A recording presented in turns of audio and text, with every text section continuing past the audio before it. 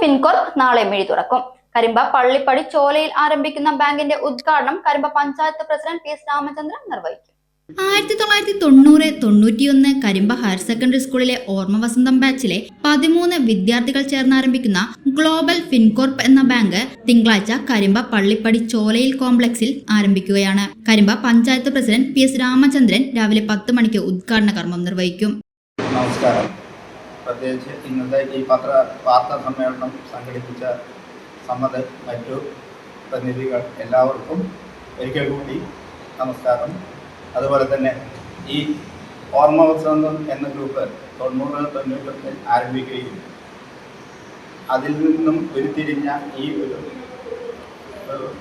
സ്ഥാപനം ഗ്ലോബൽ ഫിൻകോർപ്പ് എന്ന സ്ഥാപനത്തിൽ ഞാൻ റിട്ടയർഡ് ആയതിനു ശേഷം പല തവണ ഇവർ എന്നെ സമീപിക്കുകയും ഇനിയും ഇപ്പോൾ ഇതുവരെയും ഈ ഏകദേശം 4 പതിറ്റാണ്ട് കാലത്തോളം എനിക്ക് ഈ കരിമ്പ പഞ്ചായത്തിൽ ജനിച്ചു വളർന്ന അതേ ഗ്രാമത്തിൽ ഇങ്ങനെയൊരു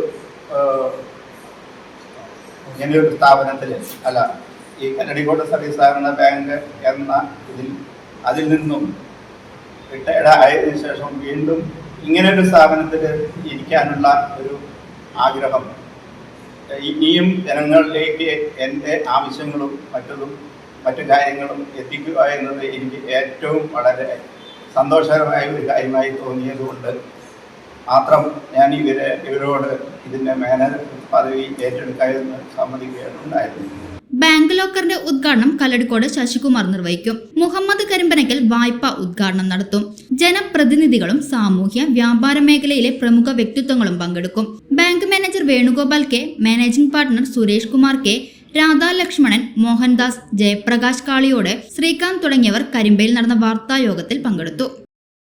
സൗജന്യ വൈഫൈ കണക്ഷൻ അങ്ങനെ വരാൻ വഴിയില്ലല്ലോ. ഫ്രീ മോഡം ഇൻസ്റ്റലേഷൻ ചുമ്മാ. സത്യാടോ, എന്റെ വീട്ടിൽ ഈ കണക്ഷനാ. തന്നെയും വിശ്വാസമില്ല. അല്ല, കേരള വിഷൻ. കേരള വിഷനിലേക്ക് സ്വാഗതം. ഇപ്പോൾ വൈഫൈ കണക്ഷൻ എടുക്കാം ഫ്രീ ആയി.